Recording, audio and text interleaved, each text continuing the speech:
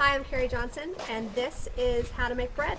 When you're on the coast, it's nice to make your baguettes that you can serve with your seafood stew or your chowders, and this is a very simple bread recipe. After you've combined the flour and the water and the yeast and the salt, you're going to end up with a nice mound of dough.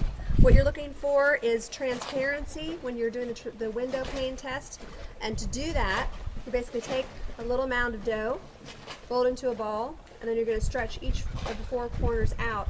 And when you can see through it, when it's fairly transparent, that's how you know your dough is ready. So after you've done your window pane test, you're going to need to let that dough rise. It'll go into a clean bowl.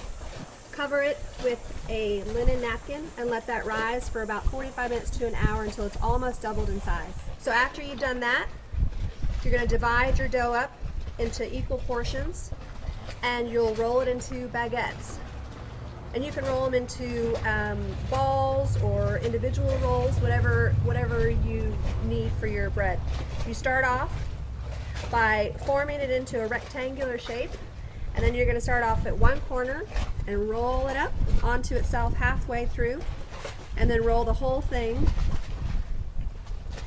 onto itself again. And you'll see that there's the seam.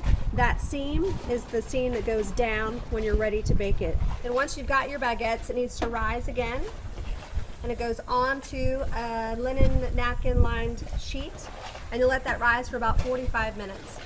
After you're done, you'll take that off of the napkin, and you can play around with your bread. You can add rosemary and pecans, or you can add a little bit of olive oil and sea salt, just to keep the flavors nice and clean.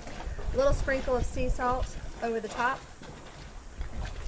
And then that will go into the oven, a high temp at about 500 degrees for about 8 to 10 minutes until it's risen. And what you end up with is a nice, beautiful, golden baguette that you can enjoy with your friends when you're on the coast.